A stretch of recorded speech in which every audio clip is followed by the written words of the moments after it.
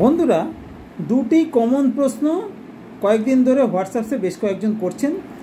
একটি প্রশ্ন হচ্ছে, ট্রেডিং যদি করতে চাই, সেটা অপশান ট্রেডিং, ইন্টারডে বা সুইং ট্রেডিং যাই কাজই করি, তার জন্যে কী কী যন্ত্রপাতি বা অস্ত্রশস্ত্র দরকার পড়ে, অর্থাৎ ল্যাপটপ, কম্পিউটার, এ ধরনের জিনিস। আমার ব্যক্তিগত মতামতে আমরা খুব ছোট ছোট ট্রেডার, আমাদের যে ট্রেড করি তার জন্য সারাদিনে হয়তো যদি ইন্টারডে বা সুইং ট্রেডিং করি তার জন্য 5টা থেকে 10টা স্টক সিলেকশনের দরকার পড়ে। এর জন্য হয়তো আধ ঘন্টা সময় লাগে কম্পিউটার বা ল্যাপটপে, আর সেই ট্রেডকে এক্সিকিউট করি আমরা মোবাইলের মাধ্যমে।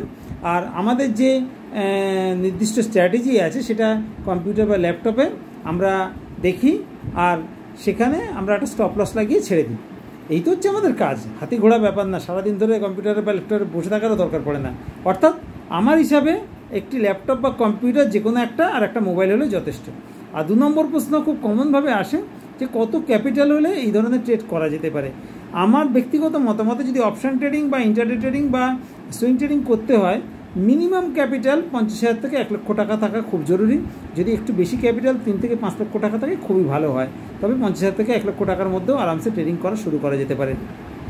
আমরা কিন্তু কোনো রকম ট্রেডিংয়ের বা কোনো রকম ইনভেস্টমেন্টের পরামর্শ দিই না। ট্রেডিং আপনি শিখুন, ট্রেডিং করুন, সুস্থ থাকুন, ভালো থাকুন। ধন্যবাদ।